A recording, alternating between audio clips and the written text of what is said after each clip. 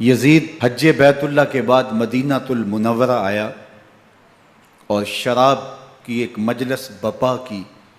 حضرت امام حسین رضی اللہ تعالی عنہ جب وہاں پہنچے تو شراب کی پھیلی ہوئی بدبو کو محسوس کرتے ہوئے فرمایا، یہ بو کیسی ہے؟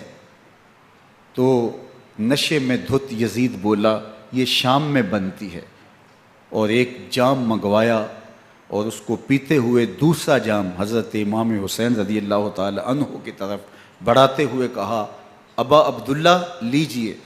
تو حضرت امام حسین رضی اللہ تعالی عنہ نے فرمایا، میں اس کی طرف دیکھتا بھی نہیں ہوں، اور پھر وہ عشقی اشعار پڑھنے لگا۔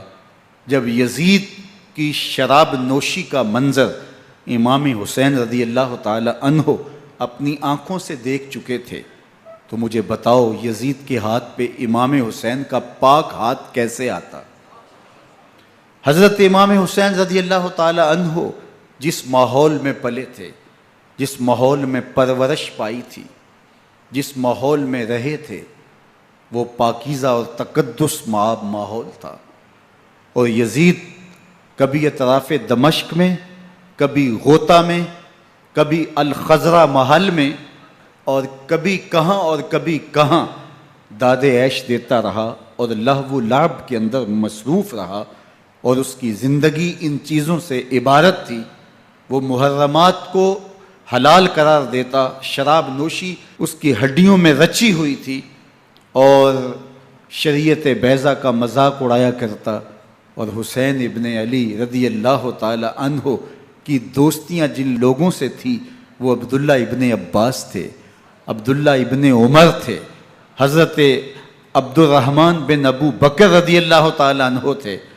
یزید تو جوا کھیلتا رہا، یزید تو قمار بازی کرتا رہا، یزید تو شراب نوشی کرتا رہا، اور حسین ابن علی مسجد نبوی کے منبر میں حضور کے پہلوؤں میں بیٹھتے رہے۔ اللہ اکبر! حسین کے لیے پیغمبر کے سجدوں کو طول دیا جا رہا ہے۔ حضرت سیدہ فاطمہ الزہرا رضی اللہ تعالی عنہ کے گھر کے قریب سے گزرے تو حضرت امام حسین کے رونے کی آواز آ رہی تھی، تو آقا کریم علیہ السلام نے فرمایا کہ فاطمہ، حسین کو چپ کرواؤ، الا تعلمی ان بقاءہ یؤذینی، تو جانتی نہیں حسین کا رونا مجھے دکھ دیتا ہے۔ حسین ابن علی کو حضور رونے نہیں دیتے تھے، ان کو دکھی نہیں ہونے دیتے تھے، کیونکہ رسول اللہ صلی اللہ علیہ وسلم جانتے تھے کہ یہ کتنے دکھ سہے گا، کتنی تکلیفوں سے گزرے گا، اور کتنے مصائب سہے گا۔ زمانے نے وہ گھڑیاں بھی دیکھیں کہ حضرت حذیفہ بن یمان رضی اللہ تعالیٰ عنہ فرماتے ہیں کہ میں حضور کی خدمت میں نماز مغرب کی ادائیگی کے لیے حاضر ہوا، اور میں نے یہ اجازت خاص طور پہ اپنی ماں سے اس شرط پہ لی تھی کہ امی آپ مجھے اجازت دیں، میں حضور کی خدمت میں حاضر ہوتا ہوں، مغرب کی نماز بھی ادا کروں گا، اور پھر حضور سے عرض کروں گا حضور میرے لیے اور میری ماں کے لیے بخشش کی دعا کر دیجئے۔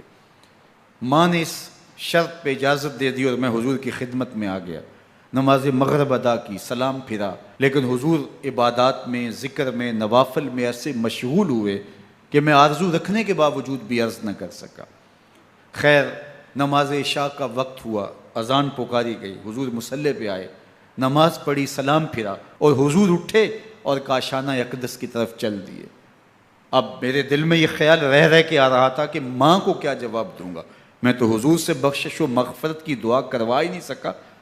جب حضور چل پڑے تو غیر ارادی طور پہ میں بھی حضور کے پیچھے چل پڑا، تو حضور نے رخ پھیرے بغیر فرمایا، من ھذا، میرے پیچھے پیچھے کون آ رہا ہے؟ پھر خود ہی کہا، حذیفہ تو نہیں؟